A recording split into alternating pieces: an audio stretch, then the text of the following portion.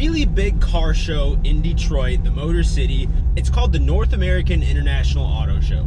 It's the kickoff for like all of companies to unveil new things, showcase their latest and greatest, and it's just a cool show to be at. This is where the new Mustang was unveiled, and a couple other things were getting showcased and revealed at this event.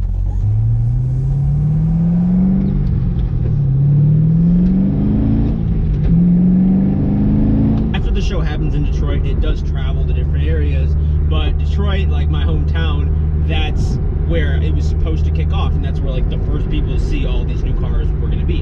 And I had media passes, so like VIP early access, so that I could see the cars, and I had a couple videos planned to film for you guys, and it was going to be really cool, like getting to see all these new cars before everybody else.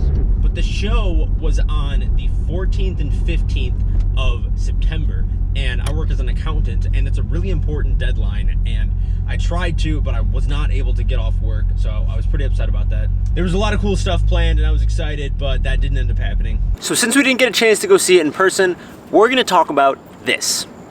No, not that. This. This is the new Mustang S650 Dark Horse edition. Now, this is the first edition that's come out in, I believe, 21 years, like the first new Mustang. This Mustang's supposed to take some inspiration from the Mach 1 and the GT350, and it is all going to be track focused, which is really cool. I like track cars, I like the things that they do. These are the kind of things that you're going to be expecting with the new Mustang. Now, this Mustang is going to be supporting the classic V8 5.0 Coyote motor, so it's not going to be having that 5.2 that the GT350 has, but it's still a new and improved one. Ford has given us some ballpark numbers in the release that happened a couple days ago, and they said it's going to be around 500 horsepower. We don't have an exact number yet, but 500 is a pretty good ballpark for us. Also, thankfully, the 6-speed manual is not dying out. You will be able to get this Mustang in a 6-speed manual, and if that's not for you, you can also get it in the 10-speed automatic. As cars keep coming out and newer technology keeps getting more and more advanced, cars are getting heavier. It's no secret that cars are getting more and more heavy. Depending on options and what kind of stuff you got going on your Mustang, this one's gonna weigh from 3,700 to 3,900.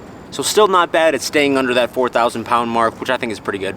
Now, because this is a track car, it's gonna have all those track goodies, the track wheels and tires, suspension, Brembos, all of those fancy things that happen and make it go on the track. One of the big things that a lot of people are talking about with this Dark Horse edition is the special metallic paint. I think it looks pretty good. I don't know what you guys think.